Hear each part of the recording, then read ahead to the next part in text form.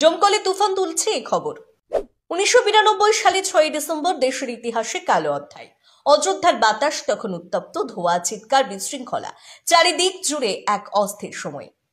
সেই মুহূর্তে ডিউটিতে ছিলেন ডোমকলের এক তরুণ সিআরপিএফ জওয়ান মোহাম্মদ আলাউদ্দিন খান।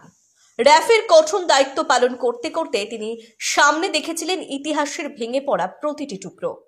সেদিনের অস্থিরতার মাঝে তার হাতে উঠে আসে এক বিশেষ ইট, বাবরি মসজিদের ভাঙা চিহ্ন থেকে উঠে আসা একটি ভগ্নপ্রায় অংশ, যে ইট পরে হয়ে ওঠে তার জীবনের সবচেয়ে বড় স্মৃতি। এবং আজ মুর্শিদাবাদের নতুন ইতিহাসের সূত্র। 29 বছর ধরে সযত্নে রাখা সেই ইট অবশেষে দান। ডোমকলের পাড়ারই গ্রামের মসজিদে এত বছর ধরে রাখা ছিল ইটটি। আলাউদ্দিন খানের কথায়, এটা শুধু ইট নয়, এটা ইতিহাসের নীরব সাক্ষী, আমার কর্তব্যকালের স্মৃতি। কিন্তু আমি চাই এই ইট এমন জায়গায় থাকুক যেখানে মানুষের গুরুত্ব বুঝবে। তাই তিনি সিদ্ধান্ত নিলেন ইটটি তিনি দান করবেন হুমায়ুন কবির নির্মিত বাবরি মসজিদে।